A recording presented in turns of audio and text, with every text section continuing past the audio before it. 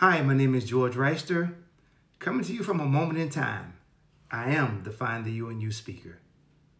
We're going to start this session off today with a story. But first, let me say to you, live today as if today was the last day of your life, for tomorrow will take care of itself. I was coaching high school basketball, and after the game was over, one of my players brought a family member over to introduce me.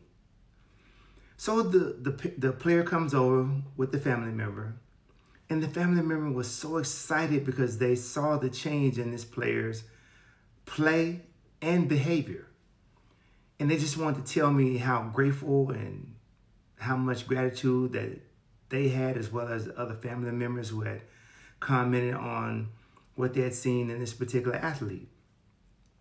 So I, do the normal, we engage and we say hello and then, we leave the conversation. So a week later, the player comes to me at practice, right before practice started, and the player was crying. I'm thinking, oh man, what happened? Must have had a bad day at school. No, the player said that, you remember my family member that I introduced you to last week? I said, yeah. Well, that person was tragically killed last night. I said, wow. Oh man, I couldn't console the player as much as I could. And we had a conversation about it. But something really struck me after that moment with that player. So the player left, went home for the day. And, we went on with practice. But after practice was over with, I really thought about what had just happened. Now, I saw the person. I shook the person's hand. But something occurred to me. I couldn't remember what the person looked like. Other than the statue of the person, and that it was a person there, but I couldn't physically go through the motion of, if someone said to me, draw a picture of the person you saw, I would not have been able to draw that picture. And that affected me tremendously. From that moment on, I made a decision in my life. I said, if someone has the unction, the ability, the time and consideration to come and say hello to me, or even just step in front of me, that I would look them straight in the face, look at them like it meant something to me, because I knew how valuable that person was in that moment in time. And since that day, I've always paid close attention to any person that I happen to run across in life or that was introduced to me in life. And I made it a point to really look into the eyes of that person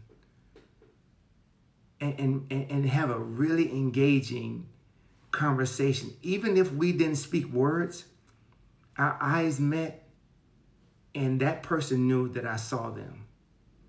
Not just saw them as an individual body standing there, but looked into their eyes and saw them as a person. So I want to encourage you.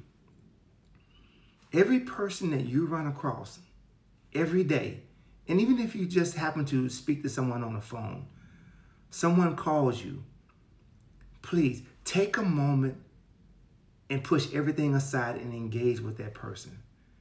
Because you never know if you'll ever hear from that person or see that person again. Life is valuable, and so are the individuals that we come across every day. So we should act accordingly to it and engage and show that person that they mean something, that they have an important value in your life in that moment in time. Through that situation, I learned two things. One, there is nothing better in life than serving people. There's something that happens that is so incredible when you serve others. It's almost indescribable the life-changing events that happen in your life, when you determine that you'd rather give more than you receive. Because in actuality, what ends up happening is that you end up receiving abundantly more than you could even ask or think at that point in time.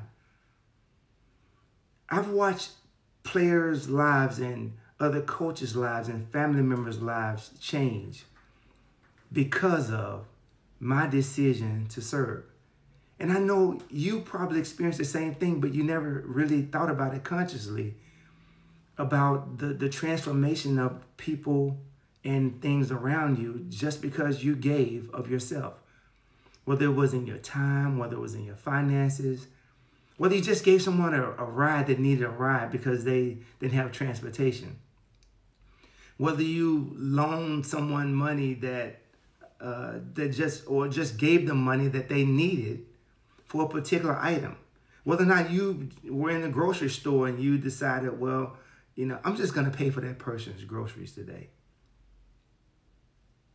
It's the small things that we don't think about. We don't think about the value of how much that extends to someone else.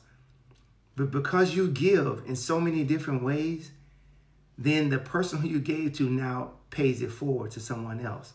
Then that person pays it forward to someone else. So your giving has so much depth to it that now it changes humanity. It changes the whole scope of someone else's life in generations beyond generations beyond generations. So I'm going to encourage you to continue to keep giving. Continue to keep finding your passion and your dreams within inside of you. Because the more you release those, the more you let them out, the more a seed that you're sowing and more fruit that's going to be bared because of it. The second thing that I learned was accountability. Being accountable to yourself. Not to someone else first, but be accountable to yourself. We all have to, we all have our own ambitions. We all have our own dreams. But sometimes those dreams lack fulfilling because we are not accountable to ourselves. When you find yourself in a situation where you could have done something better, you could have reacted better, you could have said something different. You didn't have to be emotional because there was an emotional moment or situation. When you hold yourself to that kind of accountability, things in your life change. People in your life change because people notice when you don't respond in the typical way that most people would respond. Now they have to hold themselves accountable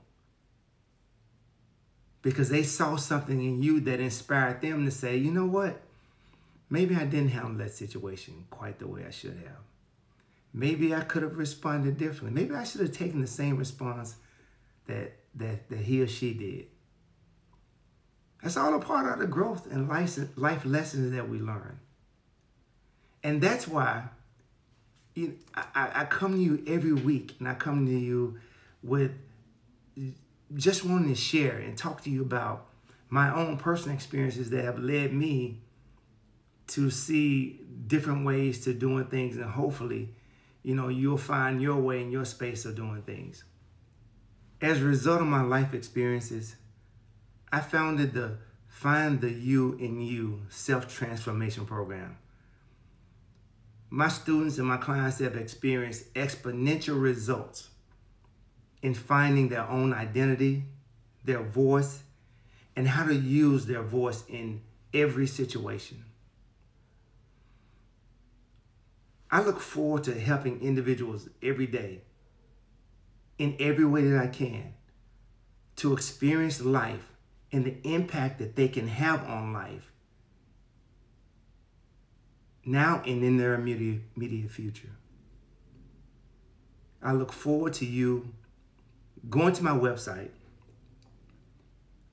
sign up for a 20-minute discovery session so that we can have a conversation, engage, If you feel that this is your time, this is your appointed day and time, that you need to make a change, make a difference, find out how to use your voice, determine where your destination is and your goals, and you just need a little help of knowing how to get there.